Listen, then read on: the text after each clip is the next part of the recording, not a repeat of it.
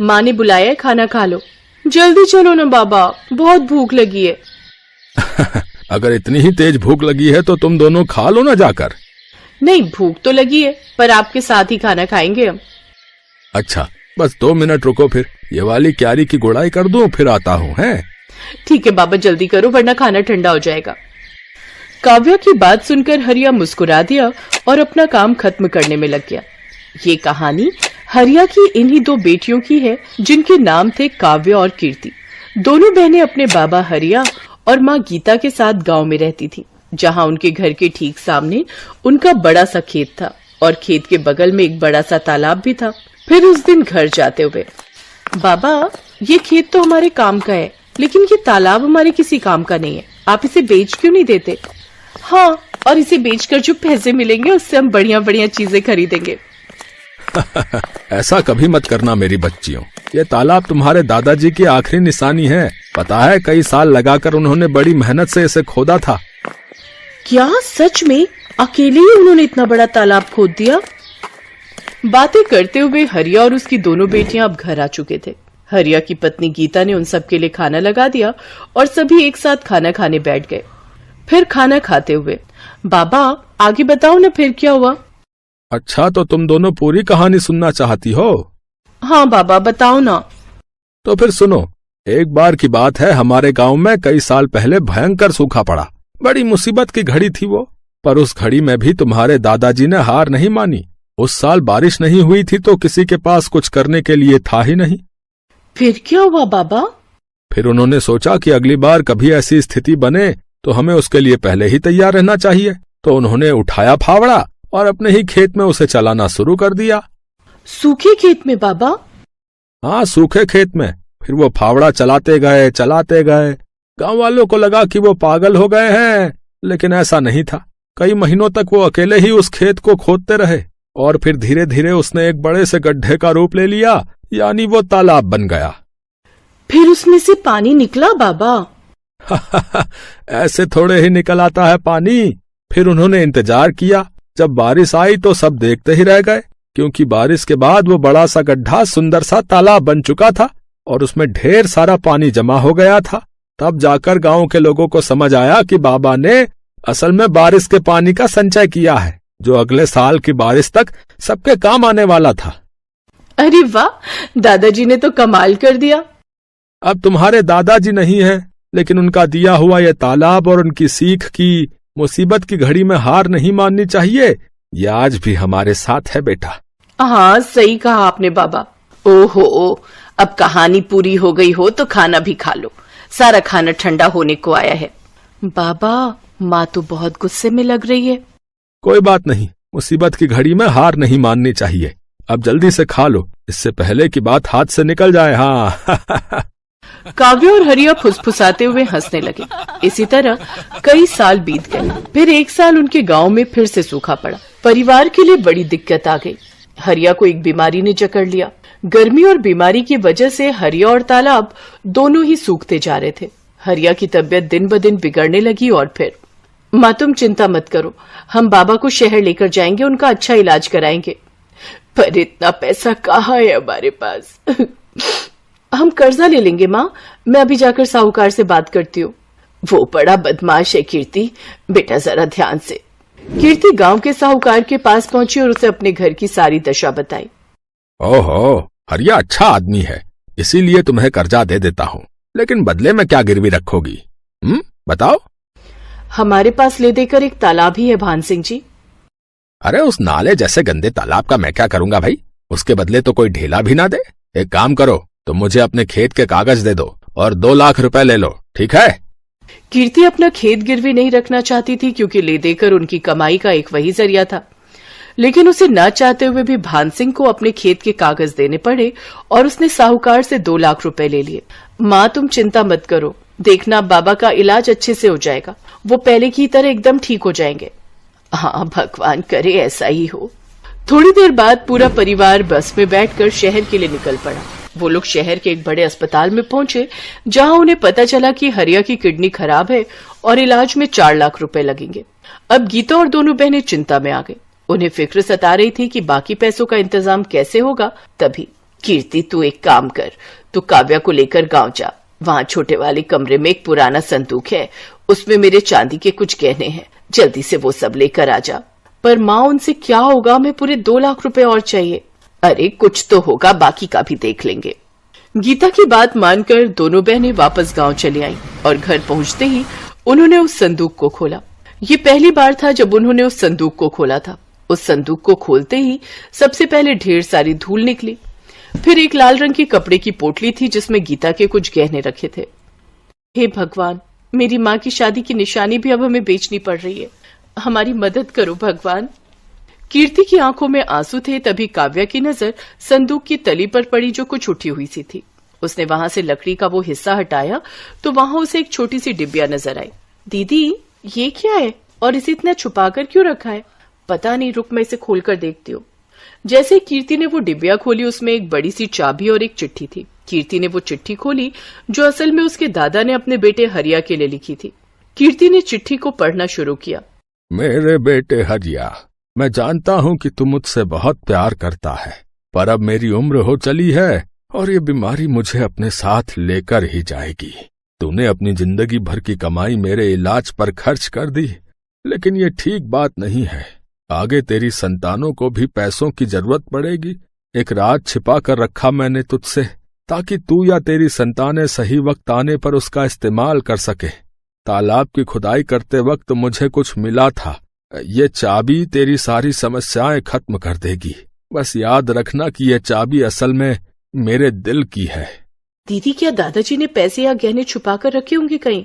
हाँ काव्या, लगता तो ऐसा ही है।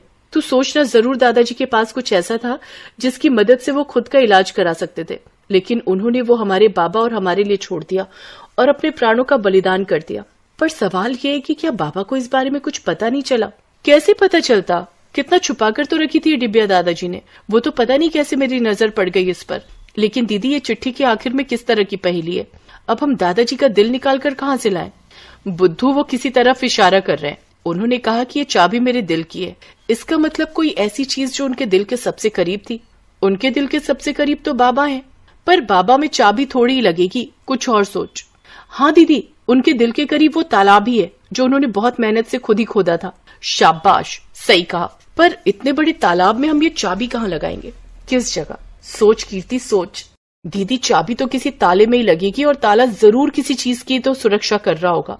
हाँ, जैसे कोई पुराना संदूक, लेकिन वो संदूक पूरे तालाब में कहाँ है ये कैसे पता चलेगा? और पूरा तालाब खोदने में तो बहुत वक्त लग जाएगा। हाँ, और डॉक्टर ने जल्दी पैसे मंगवाए हैं। क्या करे दीदी? मिल गया, मान गई। दादाजी तो बहुत ही समझदार थे। मतलब उन्होंने एक ही पहेली में 2 उत्तर दिए हैं। उनके दिल की चाबी मतलब तालाब, और दिल कहाँ होता है? शरीर के बीचों बीच। तो हम तालाब के बीचों बीच खुदाई करेंगे, वो भी रात को। वाह दीदी, क्या दिमाग पाया आपने। वैसे दीदी एक बात तो माननी पड़ेगी, दादाजी बहुत समझदार थे, लेकिन शायद वो जानते थे कि उनकी आने वाली पीढ़ियां भी बहुत समझदार होंगी, तभी तो उन्होंने इतनी मुश्किल पहेली रखी थी। काव्या की बात सुनकर कीर्ति मुस्कुरा दी और फिर रात में उन दोनों ने तालाब के बीचों बीच खुदाई शुरू कर दी। और थोड़ी सी खुदाई के बाद उन्हें वहां से वाकई एक संदूक मिला, और फिर जब उसे खोला गया तो उसमें ढेर सारे सोने के सिक्के थे। दीदी क्या ये सोने के सिक्के हैं? हाँ काव्या, दादाजी ने सही कहा था कि सारी मुश्किलें हल हो जाएंगी। दादाजी भले ही चले गए, लेकिन वो जाते जाते हमारी सबसे बड़ी मुश्किल हल कर गए। अगले दिन कीर्ति ने उनमें से कुछ सिक्कों को सुनार को बेच दिया और उसके बदले में ढेर सारे रुपए ले लिए। उसने हरिया का पूरा इलाज कराया और साहूकार का भी कर्जा उतार दिया। फिर एक दिन घर में, बेटा तुमने बताया नहीं कि तुम्हारे पास इतना पैसा आया कहाँ से? कीर्ति ने हरिया को उसके पिताजी की चिट्ठी पकड़ा दी और काव्या ने उसे सारी कहानी बताई। बेटा, बाकी बचे हुए सिक्कों का हम क्या करेंगे? माँ, उन्हें बेचकर हम इस तालाब को और बड़ा और सुंदर बनाएंगे, जिसमें प्यारी प्यारी मछलियां होंगी, और बगल में बगीचा बनाकर लोगों के बैठने का इंतजाम करेंगे। साथ ही साफ पानी के लिए प्याऊ भी लगाएंगे, ताकि हर बार जब भी कोई यहाँ आए तालाब के किनारे बैठकर ठंडा और मीठा पानी पिए और दादाजी के दिल को सुकून मिले।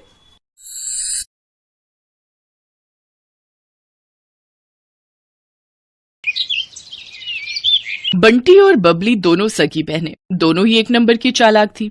वो बूढ़ी औरतों का भेष बनाकर अलग अलग गांव में जाती थी और जहां भी सीधी साधी अमीर सेठानी औरतें दिखाई दे उनको ठग लेती थी।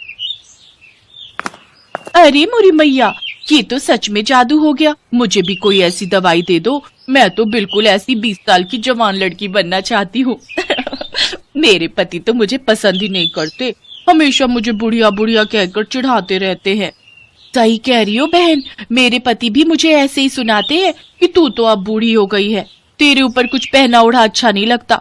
अब दिखाऊंगी मैं कितनी सुंदर लगती हूँ। वैसे ये दवाई खाकर हम कितने दिन में जवान हो जाएंगे? बस एक बार ये 1 हफ्ता दवाई खा लो, उसके बाद आने वाले 1 हफ्ते के अंदर तुम्हारे अंदर बदलाव आ जाएगा।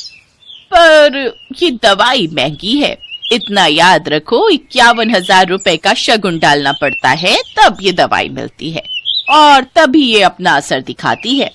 अब तुम पांचों अगर जवान होना चाहती हो तो कल 51,000 रुपए ले आओ और ये दवाई ले जाओ। अरे वो तो कोई दिक्कत नहीं है, पैसों की चिंता तुम ना करो, हम कल ही ले आएंगे। पर मेरी तो अब बहन की लड़की की शादी है, मैं सोच रही हूँ कल से दवाई शुरू कर दूं। हाँ, आप कल से ही दवाई शुरू कर दो, तभी आप मेरी तरह सुंदर बन पाओगे। ठीक है, तो फिर हम सब कल पैसे लेकर आ जाएंगे, तुम हमें दवाई दे देना। मोहनपुर गांव की सारी अमीर बड़े घर की औरतें बंटी और बबली के झांसे में आ जाती हैं और उनसे दवाई खरीद लेती हैं। बंटी और बबली तो अपना काम करके उन औरतों को ठग कर कब का वहां से रफू चक्कर हो चुकी थी, पर मोहनपुर गांव की औरतें अपना सिर पीटती रह गई। उनके घर में सभी उन्हें डांटने लगे। अरे तुम पागल हो क्या? तुम्हारी उम्र हो गई, बाल पक गए, पर अक्ल अभी भी बच्चों वाली है।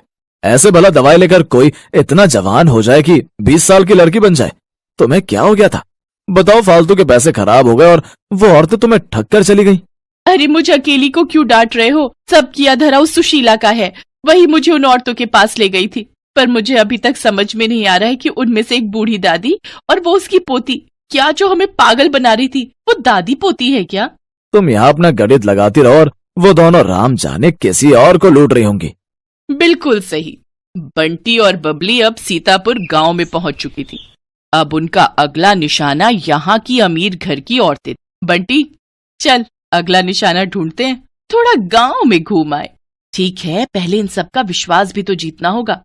अरे वो तो हमारे बाएं हाथ का खेल है। बंटी और बबली 2 बुढ़िया बनकर सीतापुर गांव में घूमने लगी। वो एक चौपाल के पास से गुजरी, वहाँ कुछ बड़े घर की औरतें बैठी हुई आपस में गप्पे मार रही थी। बंटी और बबली जानती थी कि ये सही मौका है। अरे लाजवंती, कितने दिन में मैं जवान हो जाऊंगी? दवाई की 5 खुराक तो मैंने खा ली है। सुमित्रा, तुझे सब्र नहीं है।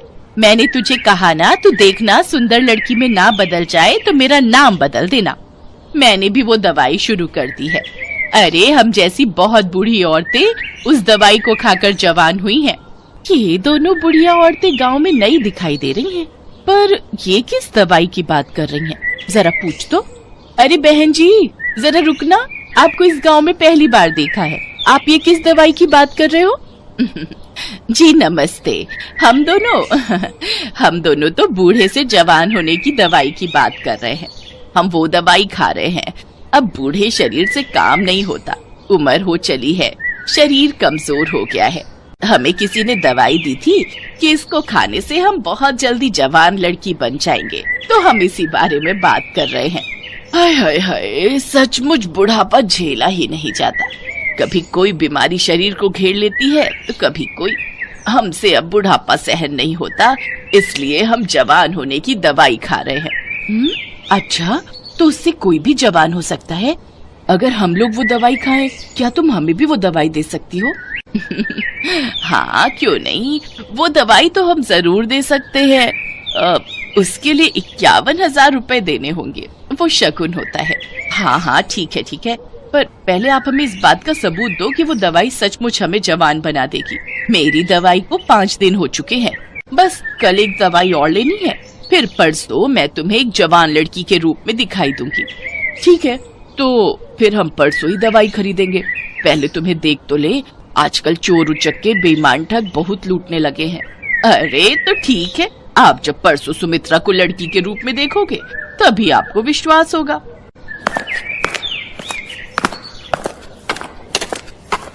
यार बबली, अब कुछ दिनों के लिए बाहर घूमने चलेंगे, बस ये थोड़े और पैसे आ जाए। बहुत थक गई हूँ मैं ये बुढ़िया बन बनकर। ठीक है, बस ये काम हो जाए, फिर इस बार हम लंबी छुट्टियों पर चलेंगे। बंटी और बबली इस बार बहुत खुश थी क्योंकि उनके पास इस बार बेईमानी के बहुत सारे पैसे जुड़ चुके थे। अगले दिन गांव की सारी अमीर घर की औरतें बंटी और बबली के पास दवाई लेने पहुंच जाती हैं। ये मेरी ननद है, कल ही दूसरे गांव से आई है। मैंने इसे भी आपके बारे में बताया तो ये बोल रही है कि इसे भी वो दवाई चाहिए जिससे आप बूढ़े से जवान हो जाओ। वैसे आपकी दूसरी साथी कहाँ है? क्या वो जवान हो गई? हाँ बहन जी, वो तो कल रात को ही जवान हो गई थी। अरे सुमित्रा, जरा सामने आ जल्दी से, इन्हें अपना जादू दिखा। सब औरतें चौंक जाती हैं क्योंकि बबली अब एक लड़की के रूप में थी। तभी सेठानी की ननद बोली, क्या बात है? वैसे कितने दिन लगे आपको बुढ़िया से जवान होने में? मुझे तो 1 हफ्ता लगा था। वैसे अब दवाई में नया तरीका अपनाया गया है, आप सबको सिर्फ 2 दिन ही लगेंगे। अब आप जल्दी से ये पैसे जमा कर दो तो हम आपको दवाई दे दें। 2 दिन का इंतजार क्या करना है, मैं आपको अभी लड़की बनकर दिखा देती हूँ। सेठानी की ननद कोई बूढ़ी औरत नहीं थी, बल्कि सेठानी की भतीजी ये सब नाटक कर रही थी, जो पिछली रात ही अपनी बुआ के घर रहने आई थी। जब सेठानी की भतीजी रीमा को ये बात पता चली तो उसे दाल में कुछ काला लगा, क्योंकि उसकी अपनी सहेली की माँ के साथ ऐसा हो चुका था और वो बदमाश औरतें कहीं नहीं मिल रही थी। बुआ जी, ये कोई बूढ़ी औरतें नहीं, ये 2 चालाक लड़कियां हैं। ये ठग हैं, गांव-गांव जाकर सबको बेवकूफ बनाती हैं और पैसे ठगती हैं। असल में इनका नाम बंटी और बबली है। पहले ये 2 बुढ़िया के रूप में गांव में जाती थी, फिर इनमें से एक अपने रूप में वापस आ जाती है। बस यही सारी औरतें धोखा खा जाती हैं। ये अपना मेकअप उतार देती है। अच्छा, ऐसी बात है, हम तो इनके जाल में फंसे ही जा रहे थे। अब तुम दोनों को यहाँ से कोई नहीं भागने देगा। रीमा बिटिया, जल्दी से चौधरी साहब को और बाकी गांव वालों को भी बुला लो, इन दोनों को पकड़ना बहुत जरूरी है। बबली, हमारी चालाकी हम पर भारी पड़ गई, अब तो हमें ये पुलिस के हवाले करके रहेंगे। तुम ठीक कह रही हो बहन, कोई बात नहीं, थोड़े दिन जेल की रोटी खा लेंगे।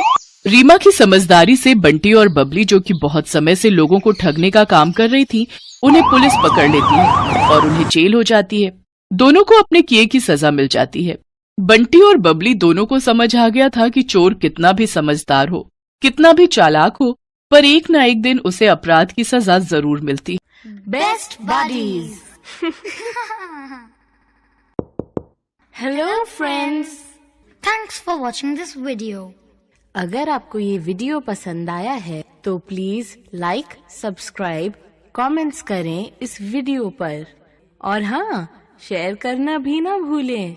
और भी मजेदार वीडियो देखने के लिए नीचे दिए गए बेल आइकॉन को दबाएं। देखते रहिए बेस्ट बडीज।